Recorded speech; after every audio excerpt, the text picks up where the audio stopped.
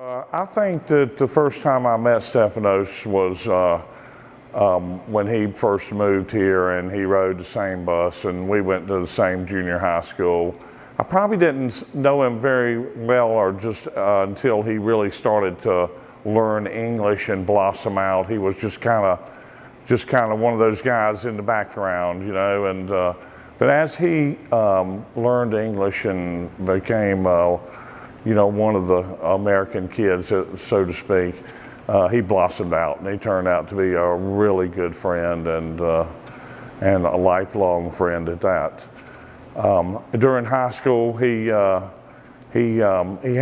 as we all did, had a lot of problems with racial problems at our high school, and most of us would try to stay away from it. Stefanos, he just got more and more adamant about working out and becoming bigger, and trying to overcome anybody being able to mess with him. I just remember him being a quiet guy. You know, we kind of got to be friends gradually. So in junior high, I knew who he was, but it was in high school where we really became friends, and we all hung out at the same places. And they would come down to the beach with me. We would all go to the beach on azalea festivals and different times during high school, and we'd have quite a big time, I can tell you. And so I don't really remember the first time. It was just a lot of, you know, we knew each other gradually, more and more became friends, kind of like what I hear from other people. Once they get to know him, they find out how nice he is and how good-hearted he is. He was really a good friend. Well, you know, I think that Stefanos was the first friend I ever had that wasn't American. And one thing I noticed is, and when I met his family, is that they were all so motivated, and they saw the opportunity here that us Americans didn't really see. And his father worked his butt off as a European custom tailor. That was the name of his business. And his mother was always there cooking, and it was just a great family atmosphere there. Great family. So I associate Stefanos with that type of memories, where I saw the ambition that I didn't see in a lot of Americans, and the drive to be successful.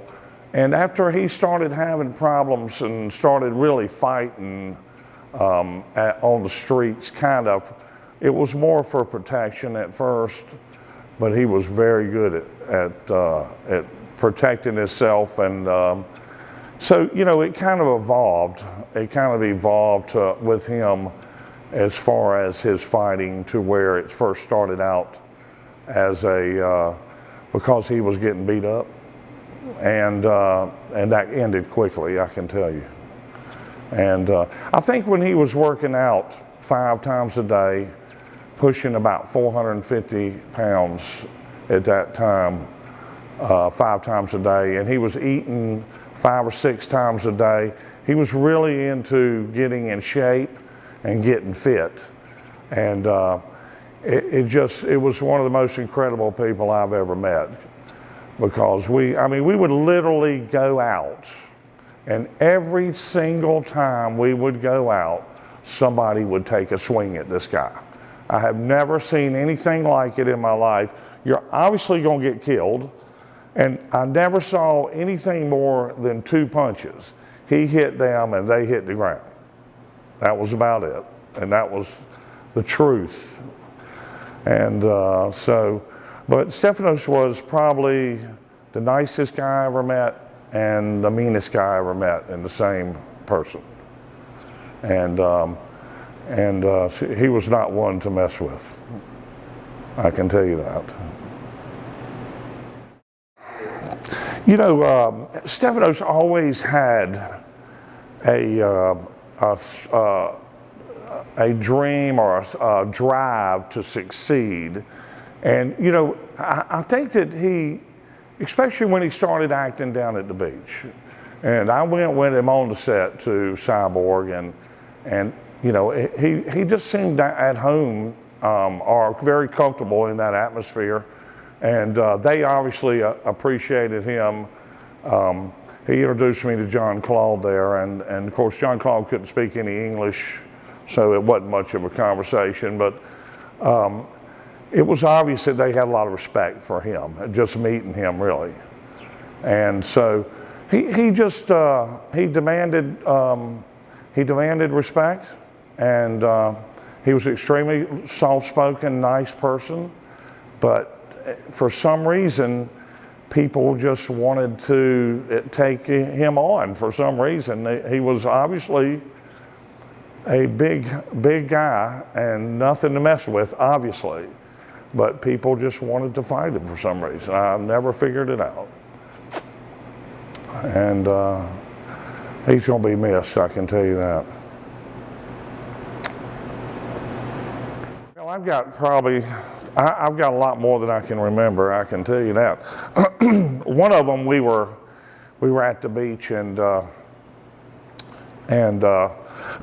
this limo rode by with this good-looking girl in the top of it, and they stopped and paused, and she said hello to Stefanos, and he just reached over and picked her right out of the top of that limo and said, "Come on." And it was kind of impressive to see this guy lean over and just go, bloop.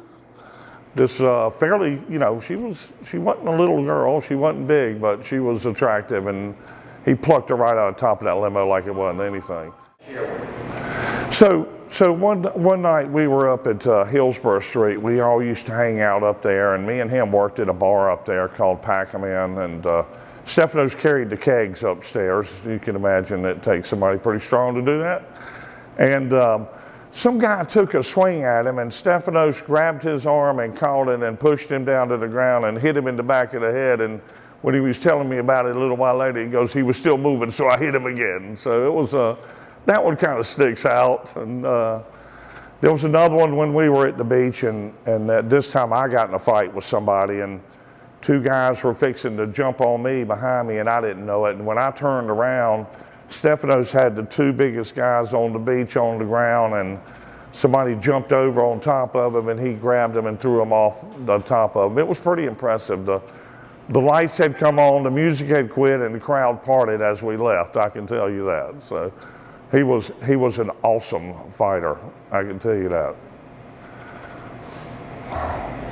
Devastating, really. Well, we used to go to the Zaya Festival every year, and there'd be probably 20 or 30 kids our age there. A couple of friends lived next door, and everybody we'd put out speakers out front, and we'd have a cooler. Everybody dumped their liquor in it, and we literally, it was a different time then. They would do drag racing down the strip at Carolina Beach, and we would be out there literally pouring liquor and stuff on people's tires, and they would do burnouts. So it was more like a circle that people would ride around. And this was the next day after that fight, by the way. And so a group of guys also decided they were going to come by and pay a little revenge on Stefanos, and they saw him and kept going. They said they rode by twice and figured the best thing they should do is keep going. But this girl came by in the limo, and he just plucked her right out of the roof like it wasn't a 10-pound object. It was pretty impressive, and he was a lot of fun. He was a lot of fun to be around, and until somebody tried to do something stupid, and then he would instantly change into the most devastating fighter I've ever seen. Instantly, it was impressive. Please.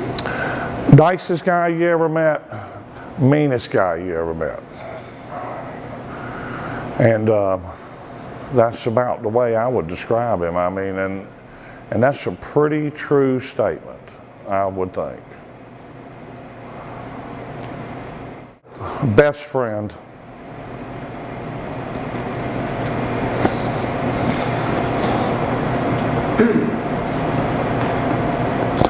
He was a really good friend, so.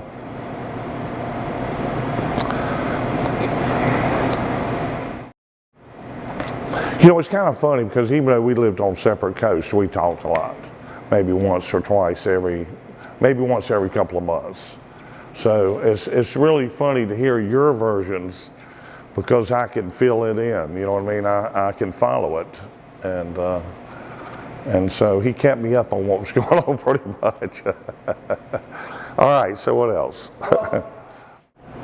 You know what, it was hard to believe that the most healthy person you've ever known died, you know, and that's kind of the way I saw Stefanos. Stefanos would work for me when we were young, and I'm a contractor. I would have him digging ditches, and he's the only person I ever had that would check his pulse and respiration while he was digging a ditch.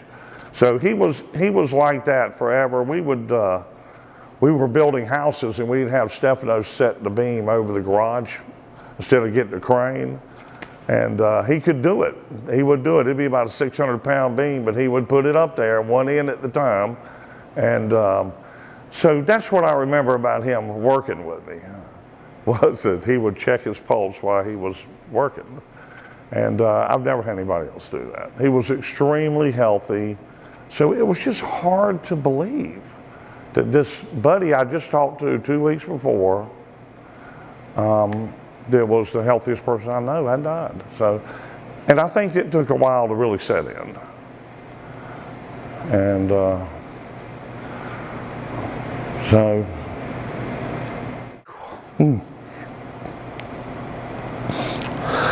God, it's a hard one. I would say I'm glad to see you, you know. Yeah, it's really hard to determine what I would say. You know, we wish, you know, the last thing that we did say was, you know, that we appreciated each other's friendship, we loved each other, so we did, that's exactly what the last thing we said. So I feel fortunate that I had that chance to talk to him before he died. But I wish that I would have had the insight to have done something more than just invite him to North Carolina to live. I think we all feel that way, that we wish we would have done more.